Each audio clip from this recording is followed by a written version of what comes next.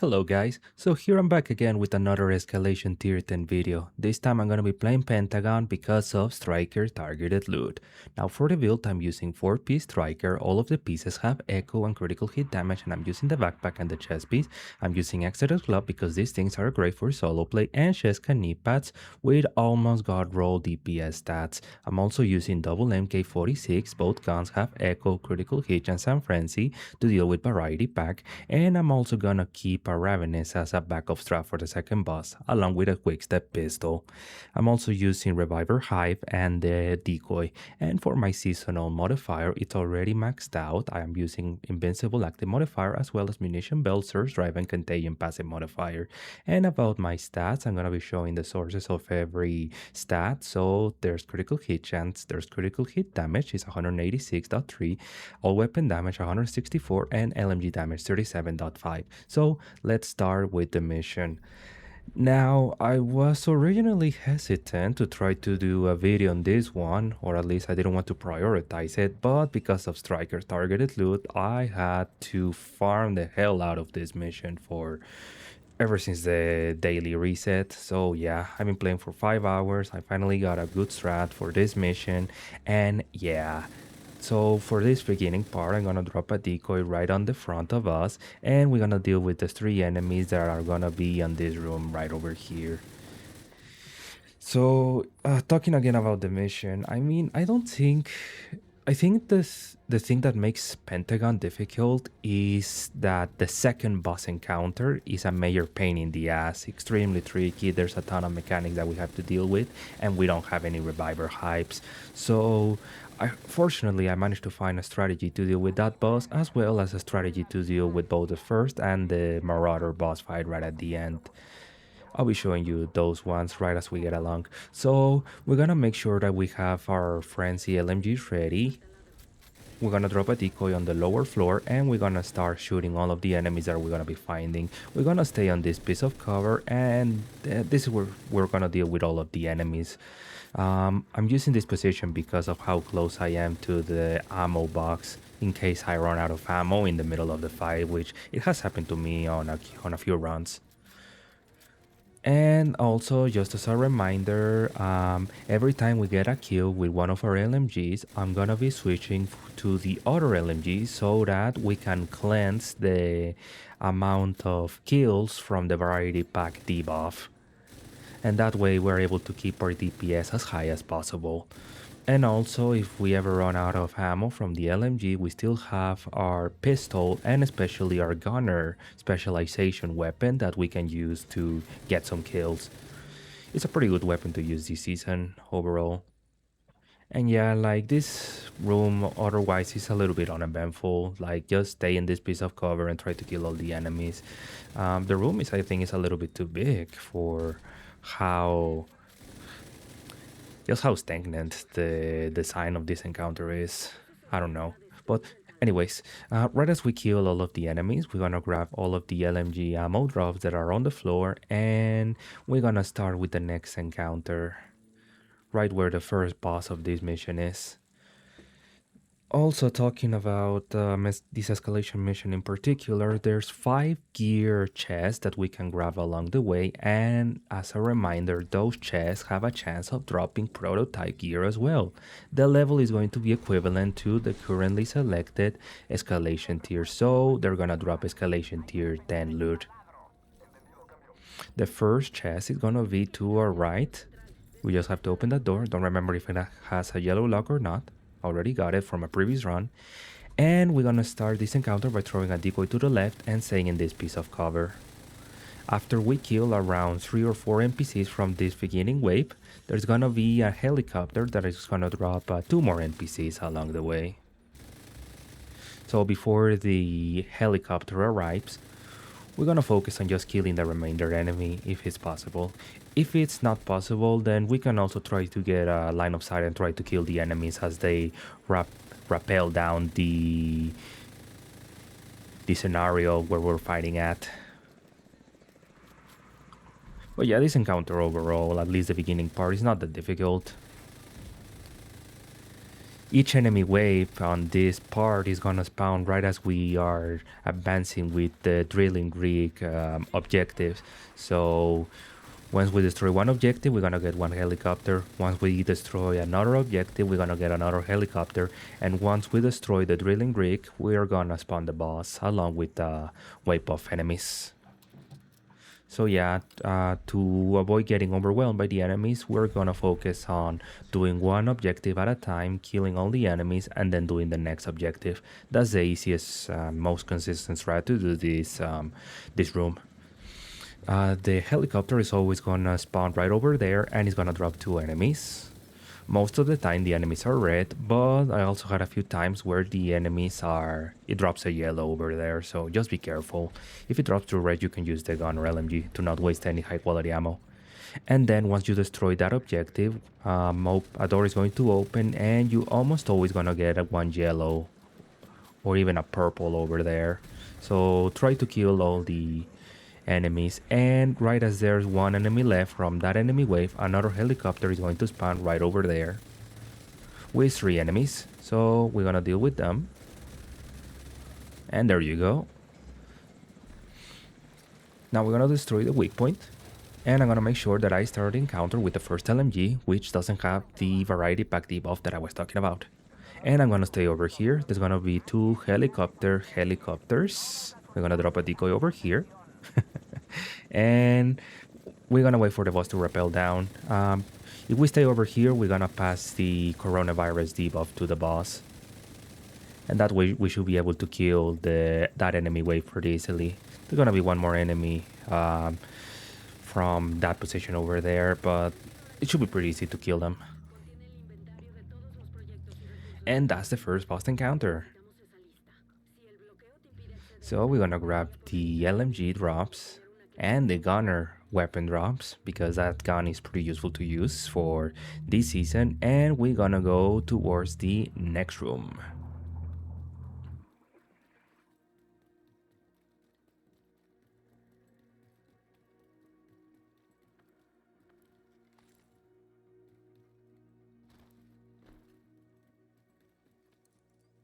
We'll open the gate and we're gonna continue along. There's no gear crates along the way, by the way, so we can rest easy and just continue with the mission. There's an ammo box right over there, but you don't really need it. Like, you can rely on LMG drops for most of the mission. Now, as we climb that pair of stairs, we're gonna drop a decoy and we're gonna take cover right over here and deal with the two enemies that are on the upper floor with us. And then we're gonna prioritize the enemies on the lower floor.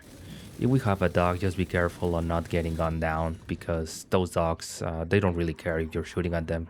They're gonna damage trade with you. They're pretty dangerous on Escalation tier 10. Now we're gonna take cover behind this counter and we're gonna deal with the enemies that are gonna be spawning on the down floor or with us. So there's gonna be three enemies and the two enemies on top. Also be mindful on like not suppressing the enemies on the upper floor, because we don't have any other way to like trying to flank them. And once we kill them, we can go towards the LMG drops while we wait for the lock to lift. So yeah, I think most of the Pentagon mission is actually pretty chill to do. I mean, it's not that hard outside of the server fight. And even then, I think the encounter is nowhere near as inconsistent as the final boss fight on something like DARPA. I was actually surprised after I found the strategy and I developed it for the solo play that this mission is actually not that bad to do on your own. It's not my favorite, it's not the easiest, but still.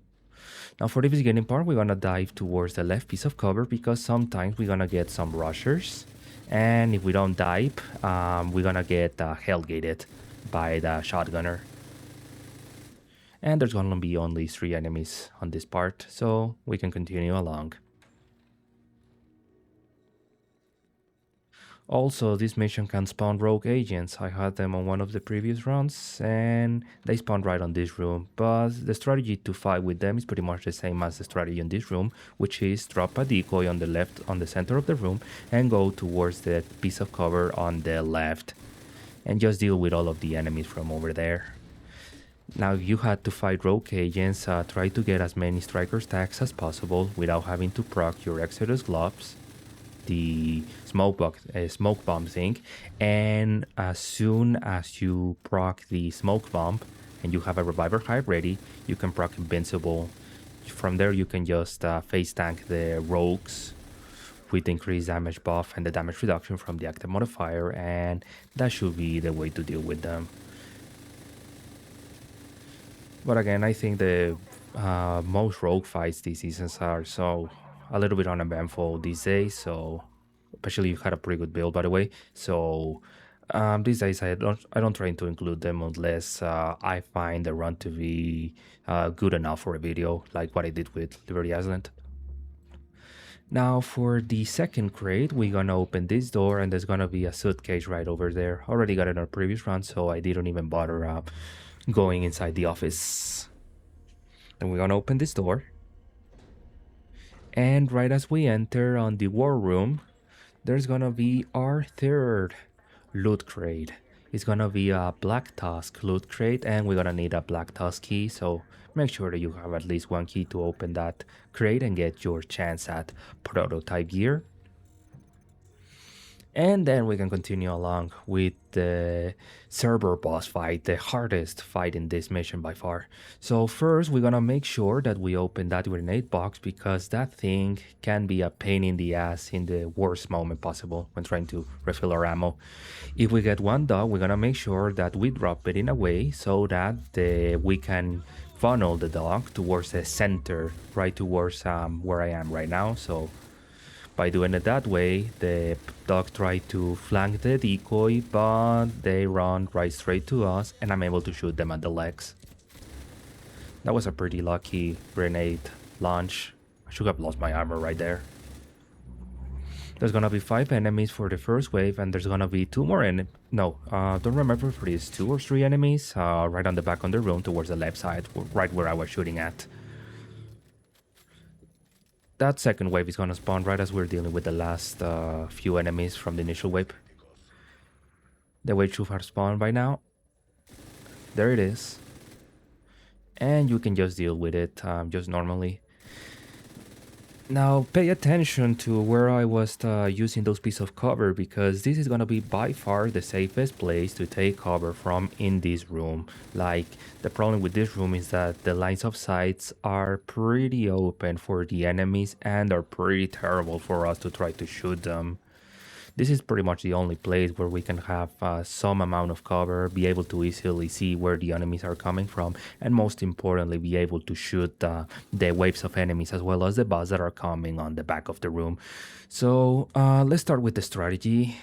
So as I said, we're gonna stay on that part over there. We're gonna make sure to deal with the 3 hazards that are right on that piece. So 1 thing that can electrocute us and 2 that can confuse us. And there's gonna be 4 EMPs that we have to take care of. 1 is over there, 1 is over there, 1 is on the lower floor, and then the starting EMPs right where I'm shooting at. We have to make sure that we take care of those 4 things so that we can recover our skills. The boss is gonna spawn right from over there, and because of how far away they are, I don't think the Ravenous is such a good gun to use, unless he's like pretty close, like where I use my gunner's thing on. I would just keep the Ravenous as a backup strat more than anything, and because of that, I'm gonna be using the LMGs, and we're gonna have to refill our ammo at least once during this boss fight. So just keep in mind where the ammo box is, open the grenade box so that it doesn't troll us in the worst moment, and yeah. We have to just buckle up and try to deal with this boss fight. We're gonna start the encounter right on this column, and right as we hear the first one, like the alarm thing, we're gonna switch to our LMGs so that we can start preparing frenzy for it. We're gonna focus all of our fire on the boss. Like, we have to kill that boss. He's our maximum priority. If we don't kill the boss soon enough, it's very possible that he stays behind one piece of cover and we're not able to shoot the boss reliably. And that boss deals a ridiculous amount of damage, so yeah, the boss is your maximum priority. Try to kill them. Go for body shots, but try to do it as soon as possible. Once you kill the boss, we can destroy the first EMP, and we're gonna wait where the EMP spawns. If the EMP spawns on the lower floor, we can shoot it from over there, from the column. And once we get the EMP that's right on top of us, we can run towards the left, take cover right over there, and shoot the EMP. If that was a third EMP, we can wait right over here and shoot the final EMP from over here. And yeah, those are the EMPs. We should be recovering our skills pretty soon. And with that, we don't have to worry about our Reviver Hive not proccing. Like, just be careful on not getting too close with the enemies so that they don't EMP you on the worst possible moment. And yeah, we're gonna run back towards our safe spot. And right as we get there, the encounter is pretty much finished for us. Like, the hardest part was dealing with the boss and the EMPs. From there, it's just dealing with a few enemy waves, and it's all pretty chill. One of the enemy waves is gonna spawn actually right in front of us. We can pretty much start spawn camping them from over there. And it's a pretty chill fight after this. It took me quite some time to try to come up with that strategy. I did wipe many times, but after I got the strategy down, I'm definitely getting this encounter done pretty consistently without any wipes. And without even proccing the Exodus. I don't think I procced the Exodus in this run, don't remember.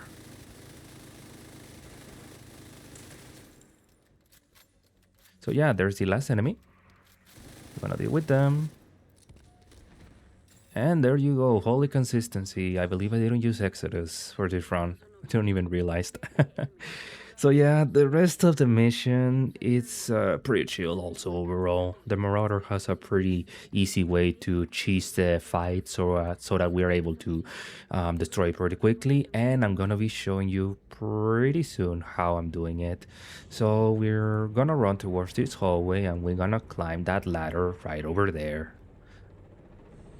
And then once we climb the ladder, we're gonna run towards that little metal box over there. In order to deal with the Marauder, we have to make sure that we have our body right next to one of those pieces of cover that can cover our entire body. And we also want to make sure that the piece of cover covers the lower part of the Marauder, like the lower third of the enemy. That way the enemy won't be able to shoot at us. There's the fourth gear crate, by the way. That way the Marauder won't be able to shoot at us with either their miniguns and especially their stupid rockets. You just gotta be careful with the rockets on, like... There's the fit box, by the way. You just gotta be careful with the rockets that they don't fall too near to us, and we should be okay. Like, if we're not like hugging the piece of cover that much, usually the rocket will go right past us and won't do any damage. I'm gonna be showing you that a little bit better once we get onto the actual Marauder fight. So for this beginning wave, there's gonna be 5 enemies. Right as we kill the first 3 enemies, we're gonna have the Marauder spawn inside this room. There we go, that's the third enemy. I suggest that you focus on the NPCs on this room before you start dealing with the Marauder. As I said, if you take a piece of cover that's big enough, we should be able to block all of the gunshots from the Marauder. So I'm gonna focus on the NPCs while making sure that I am giving my back towards a piece of cover. As I said, be careful with the rocket because the Marauder controls us pretty easily. And I'm gonna be running towards the best spot to fight the Marauder, which is right over here. There's gonna be one sheet of metal that we can use to shoot the Marauder from a pretty safe spot.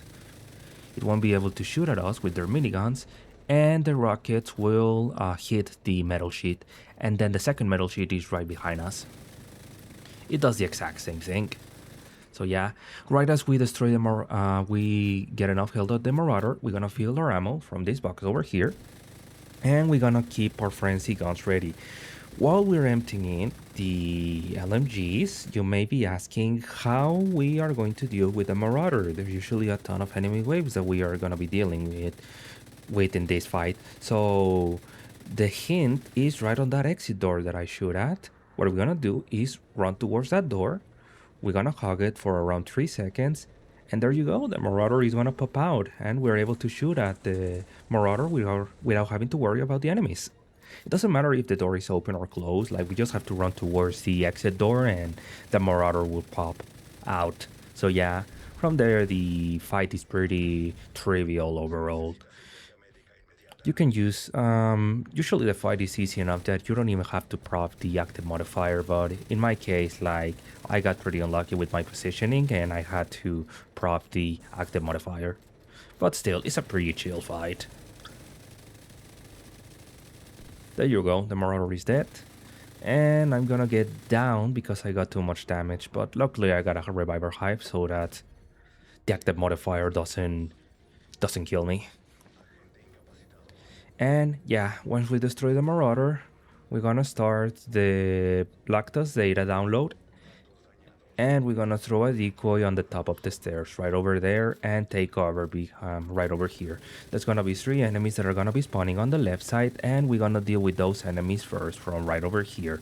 Right a few seconds after those enemies spawns, a helicopter is going to spawn and is going to have 2 enemies rappelling down from it. We're gonna deal with those enemies. And we're gonna make sure that we deal with the enemies from the first wave. Right as the first wave is down to just 1 enemy, we're going to get 2 more enemy waves. One from the position where I was shooting at, and another one from the right next to the exit door. The wave should have spawned by now. As I said, 2 enemies from over there. Well, it was 1 this time. And the rest of the enemies are gonna be spawning right next to the exit door. Once we kill the last enemy, the mission is going to end right away and we can get our mission completion reward. So just make sure that if you're leveling up the augment of a certain weapon, make sure you're holding that weapon right as we kill the last enemy, so that we get all of the XP to level up that augment. There we go. All of the XP went to that second LMG that was our augment level 3, and that's the Pentagon. So yeah, as I said, outside of the second boss encounter, I think the mission is surprisingly consistent for being a Pentagon mission. I think DARPA is far worse for that matter. And yeah, with this video you should be able to get those sweet striker targeted loot all day. I definitely step up my game to try to get this video as soon as possible, and it also won't have HDR so that YouTube doesn't take an eternity to process the video. So anyways, thank you so much. Thank you guys for the support, for the 500 subscribers, and if you like this video, like, subscribe, and leave a comment. I read all of the comments, and yeah, see you later. Bye bye.